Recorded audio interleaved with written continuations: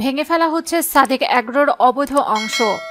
মোহাম্মদপুর বেড়িবাঁধ এলাকার সাদিক এগ্রোতেও অভিযান পরিচালনা করছে ঢাকা উত্তর সিটি কর্পোরেশন।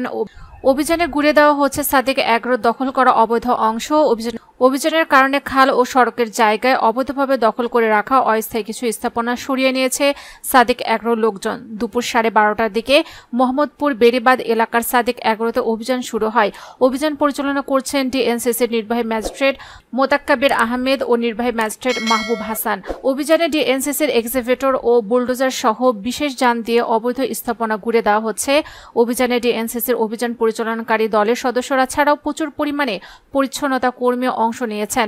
এছাড়া আইনশৃঙ্খলা পরিস্থিতি নিয়ন্ত্রণে রাখতে অতিরিক্ত পুলিশ সদস্য মোতায়েন রয়েছে।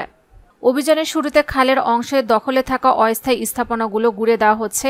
সাদিক এগ্রো ছাড়াও বেশ কিছু অস্থায়ী স্থাপনা এখানে গড়ে উঠেছিল, এগুলো উচ্ছেদ করছে ডিএনসিসি। মূলত খালের জায়গা দখল করে গড়ে তোলা হয়েছিল সাদিক এগ্রোর খামার। দখলের কারণে মোহাম্মদপুরের রামচন্দ্রপুর খাল সাদিক এগ্রোর অংশের একটি নালাতে পরিণত হয়েছে। পাশাপাশি সড়কের জায়গাও দখল করেছে তারা। মূলত সেই কারণে উচ্ছেদ অভিযান পরিচালনা করছে ডিএনসিসি। অভিযান প্রসঙ্গে ডিএনসিসি নির্বাহী ম্যাজিস্ট্রেট মোতাক্কাবির আহমেদ বলেন, খাল ও সড়কের জায়গা উদ্ধারে আমরা অভিযান শুরু করেছি। এর আগে বেশ কয়েকবার তাদের নোটিশ দেওয়া হয়েছে, কিন্তু তারা আমলে নেয়নি। অভিযান শেষে বিস্তারিত জানানো হবে।